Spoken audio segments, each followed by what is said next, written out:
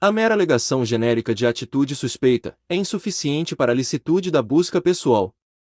Exige-se, em termos de estando probatório para a busca pessoal ou veicular sem mandado judicial, a existência de fundada suspeita, justa causa, baseada em um juízo de probabilidade, descrita com a maior precisão possível, aferida de modo objetivo e devidamente justificada pelos indícios e circunstâncias do caso concreto, de que o indivíduo esteja na posse de drogas, armas ou de outros objetos ou papéis que constituam corpo de delito, evidenciando-se a urgência de se executar a diligência.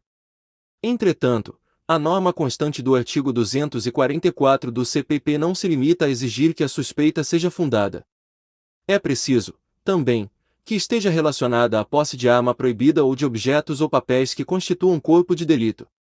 Vale dizer, há uma necessária referibilidade da medida, vinculada à sua finalidade legal probatória, a fim de que não se converta em salvo-conduto para abordagens e revistas exploratórias, phishing expeditions, baseadas em suspeição genérica existente sobre indivíduos, atitudes ou situações, sem relação específica com a posse de arma proibida ou objeto, droga, por exemplo, que constitua corpo de delito de uma infração penal.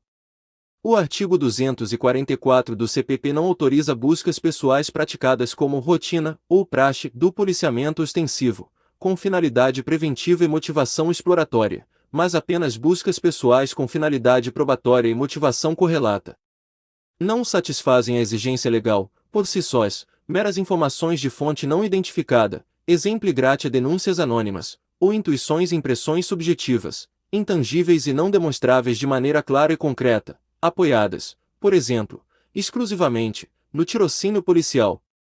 Ante a ausência de descrição concreta e precisa, pautada em elementos objetivos, a classificação subjetiva de determinada atitude ou aparência como suspeita, ou de certa reação ou expressão corporal como nervosa, não preenche o estando probatório de fundada suspeita exigido pelo artigo 244 do CPP. O fato de haverem sido encontrados objetos ilícitos, independentemente da quantidade, após a revista não convalida a ilegalidade prévia, pois é necessário que o elemento, fundada suspeita de posse de corpo de delito, seja ferido com base no que se tinha antes da diligência. Se não havia fundada suspeita de que a pessoa estava na posse de arma proibida, droga ou de objetos ou papéis que constituam corpo de delito, não há como se admitir que a mera descoberta casual de situação de flagrância, posterior à revista do indivíduo, justifique a medida. A violação dessas regras e condições legais para a busca pessoal resulta na ilicitude das provas obtidas em decorrência da medida, bem como das demais provas que dela decorrerem em relação de causalidade, sem prejuízo de eventual responsabilização penal do agente público que tenha realizado a diligência.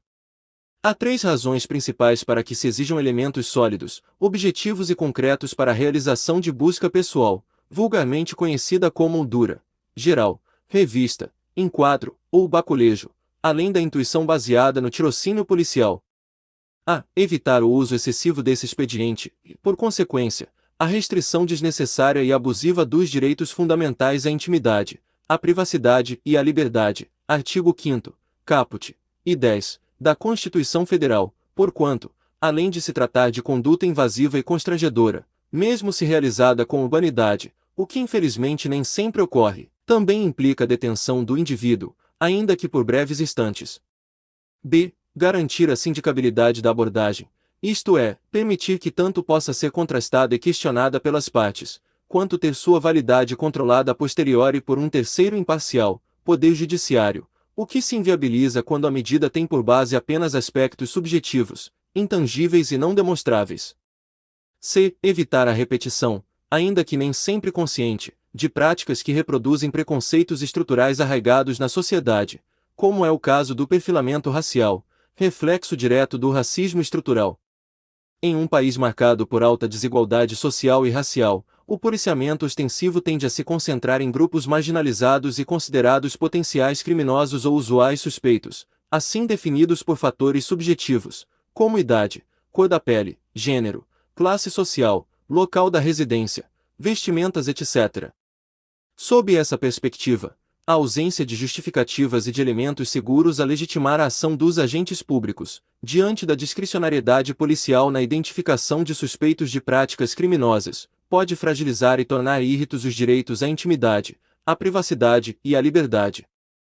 A pretexto de transmitir uma sensação de segurança à população, as agências policiais, em verdadeiros tribunais de rua, cotidianamente constrangem os famigerados elementos suspeitos, com base em preconceitos estruturais, restringem indevidamente seus direitos fundamentais, deixam-lhes graves traumas e, com isso, ainda prejudicam a imagem da própria instituição e aumentam a desconfiança da coletividade sobre ela. Daí a importância, como se tem insistido desde o julgamento do HC 598.051, SP, do uso de câmeras pelos agentes de segurança, a fim de que se possa aprimorar o controle sobre a atividade policial, tanto para coibir práticas ilegais, quanto para preservar os bons policiais de injustas e levianas acusações de abuso. Sobre a gravação audiovisual, aliás, é pertinente destacar o recente julgamento pelo Supremo Tribunal Federal dos embargos de declaração na medida cautelar da ADPF 635, ADPF das favelas, finalizado em 3 de fevereiro de 2022, oportunidade na qual o Pretório Excelso, em sua composição plena e em consonância com o decidido por este Superior Tribunal no HC 598.051, SP, reconheceu a imprescindibilidade de tal forma de monitoração da atividade policial e determinou, entre outros pontos, que o Estado do Rio de Janeiro, no prazo máximo de 180 dias, instale equipamentos de GPS e sistemas de gravação de áudio e vídeo nas viaturas policiais e nas fadas dos agentes de segurança, com o posterior armazenamento digital dos respectivos arquivos. Mesmo que se considere que todos os flagrantes decorrem de busca pessoal, o que por certo não é verdade, as estatísticas oficiais das Secretarias de Segurança Pública apontam que o índice de eficiência no encontro de objetos ilícitos em abordagens policiais é de apenas 1%, isto é, de cada 100 pessoas revistadas pelas polícias brasileiras, apenas uma é autuada por alguma ilegalidade. Conquanto as instituições policiais hajam figurado no centro das críticas, não são as únicas a merecê-las. É preciso que todos os integrantes do sistema de justiça criminal façam uma reflexão conjunta sobre o papel que ocupam na manutenção da seletividade racial. Por se tratar da porta de entrada no sistema, o padrão discriminatório salta aos olhos, à primeira vista, nas abordagens policiais, efetuadas principalmente pela Polícia Militar.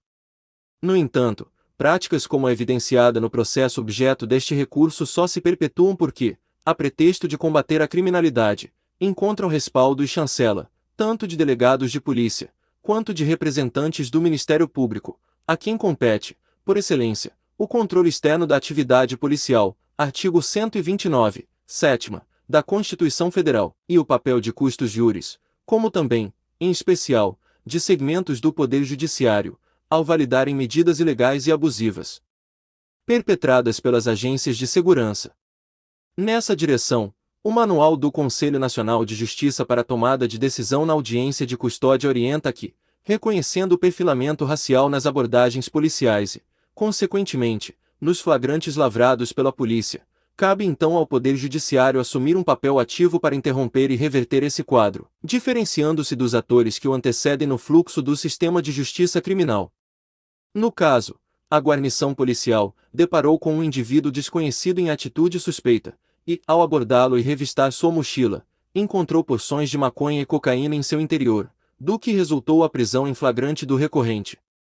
Não foi apresentada nenhuma justificativa concreta para a revista no recorrente além da vaga menção a uma suposta atitude suspeita, algo insuficiente para tal medida invasiva, conforme a jurisprudência deste Superior Tribunal, do Supremo Tribunal Federal e da Corte Interamericana de Direitos Humanos.